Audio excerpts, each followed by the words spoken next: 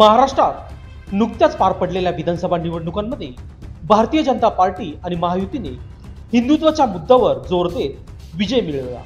परंतु या हिंदुत्ववादी सरकारच्या कार्यकाळातही मंदिरासाठी संघर्ष करावा लागतोय अशी टीका संत महंतांकडून होत आहे। सातपूर परिसरातील आयटीआय सिग्नल जवळ असलेल्या पुरातन हनुमान मंदिराजवळ दारू विक्रीची परवानगी मिळाल्याने वाद उफाळला आहे। या ठिकाणी राज्य उत्पादन शुल्क विभागाने फिनिक्स रेस्टॉरंट अँड बार आणि रेड लेवल रेस्टॉरंट आणि बार यांना परवानगी दिली आहे। त्यामुळे मंदिर परिसरातच दारू व्यवसाय चालवण्याचा आरोप केला जात आहे। आज दिनांक 9 डिसेंबर रोजी नाशिकमधील नाईस हॉल येथे पत्रकार परिषद घेत संत महंतांनी आपली नाराजी व्यक्त केली। त्यांनी आरोप केला की राज्य उत्पादन शुल्क विभाग आणि बार मालकांच्या संगनमताने या परिसरात अशा प्रकारचे व्यवसाय चालवले जात आहेत। मंदिर परिसरात दारू व्यवसायाला परवानगी देणे म्हणजे धार्मिक स्थळांच्या पवित्रतेवर थेट हल्ला असल्याचे ते म्हणाले। संत महंतांच्या मते मंदिराच्या आसपास अशा प्रकारचे व्यवसाय धार्मिक भावनांना धक्का पोहोचवतात। आम्ही वेळोवेळी प्रशासनाकडे तक्रारी केल्या, परंतु अद्याप त्यावर कोणतीही ठोस कारवाई झालेली नाही। संतांनी सरकारच्या हिंदुत्वादी भूमिकेवर प्रश्नचिन्ह उपस्थित केले आहे। हिंदुत्वाच्या नावाने निवडणूक जिंकणाऱ्या सरकारच्या कार्यकाळातच मंदिरासाठी संघर्ष करावा लागत असेल तर हा हिंदुत्ववादाचा अपमान आहे, असे संत महंतांचे म्हणणे आहे।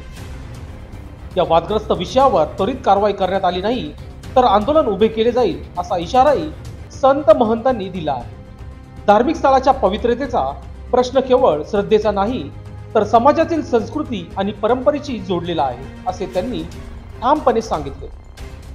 या प्रकाराने सातपूर परिसरातील रहिवाशांमध्ये नाराजी आहे।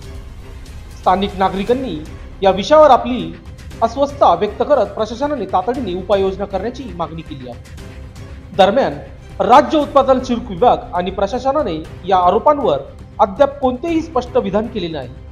या प्रकरणाचा तपास सुरू असल्याचे सूत्रांकडून समजते। हा वाद आणखी चिघळण्याची शक्यता असल्याने सरकारने त्वरित हस्तक्षेप करून परिस्थिती नियंत्रणात आणणे गरजेचे आहे। आजचा पत्रकार परिषदेचा विषय होता की नाईस संकुलमध्ये हनुमंतरायाचं मंदिर आहे आणि तिथलं पावित्र्यता राखावी। आजूबाजूला मांस मच्छी असू नये किंवा नशाचे दुकान असू नये, हे बंद व्हावे आणि याचं पावित्र्यता राखावं म्हणून आजची पत्रकार परिषद होती। ते उठाव म्हणून आपण पुढचा पवित्र काय असणार? आम्ही श्रीराम शक्तीपीठ संस्थान, साधू संत, सर्व धार्मिक ज्या अध्यात्मावर काम करणाऱ्या ज्या संस्था आहेत त्या सगळ्या आमच्या सोबत राहणार आहेत।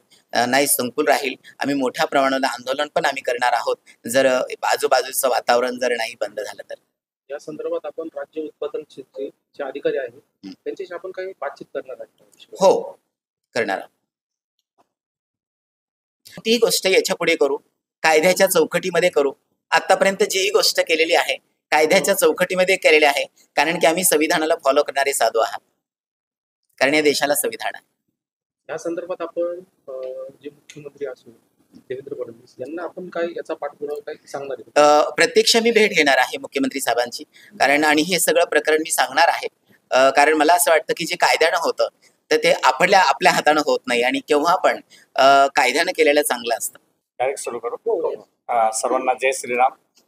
श्रीराम शक्तीपीठ संस्थांच्या माध्यमातून नाईस संकुल येथे असलेले जे काही हनुमान मंदिर आहे हे गेल्या 2020 सालापासून त्याचं मॅनेजमेंट असेल, व्यवस्थापन असेल, दैनंदिन पूजा अर्चा असेल किंवा वार्षिक सण उत्सव असेल, ते सगळं साजरं करण्याची जबाबदारी ही नाईस संकुलनी श्रीराम शक्तीपीठ संस्थांवर दिलेली आहे आणि आजगार ती चालू आहे उत्तमरित्या पद्धतीने। परंतु काही कालावधीपूर्वी कुठलाही परवानगी नसताना तिथे अचानक आपल्यालाही माहिती आहे की शासनाचा एक GR आहे की त्या GR प्रमाणे जर तिथे मांस मच्छी असेल किंवा बिअर बार असेल किंवा दारूचं दुकान असेल तिथे मंदिराच्या आजूबाजूला ती परवानगी नाहीये, परंतु ते सगळं डावलून त्यांनी कुठल्या पद्धतीने परमिशन न घेता राज्य उत्पादन शुल्काच्याही डोळ्यामध्ये धूळ झोकून ते ह्या गोष्टींची त्यांनी परवानगी वरच्या लेवलला आणून ते चालू केलेलं आहे। तर आमची एकच मागणी आहे की आपली ही धार्मिक भावना, आपली हिंदूंची एक भावनिक साथ असते आणि तिथे कुठल्याही पद्धतीच्या अशा पद्धतीचे मांस मच्छी असेल किंवा दारूचं दुकान असेल, बार असेल, हे कुठेही नकोय। तर या मागे भावनिक दृष्टिकोन हा प्रत्येक लोकांचा आहे, कारण प्रत्येकाची भावना असते आणि आपले हिंदू धर्म हा भावनिक आहे.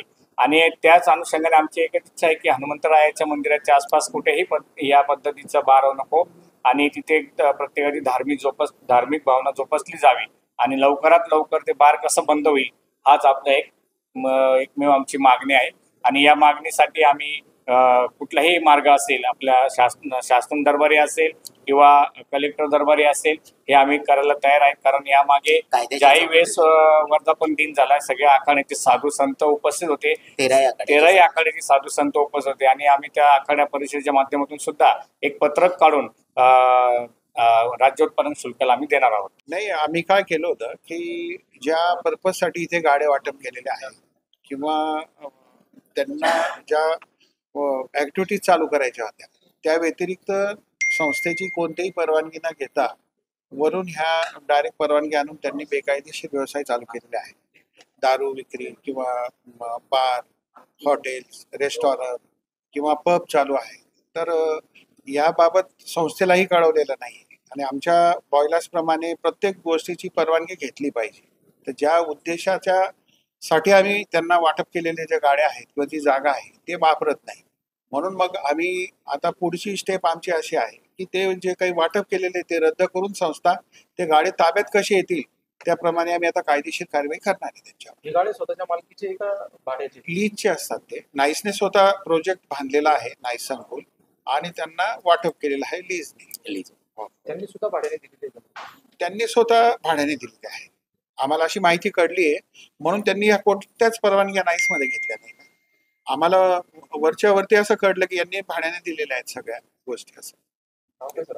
माझं दिनेश पाटील. सर, याच्यामध्ये काही आपल्याला राजकीय गरज असतं वाटतं? नाही, कोणाचाच नाही. कारण संस्था आहे, संस्थेचे सभासद आहेत, गाडेधारक आहेत, संस्थेला बोर्ड ऑफ डायरेक्टर आहे आणि त्याप्रमाणे त्यांचे डिसिजन प्रमाणे आम्ही काम करतो.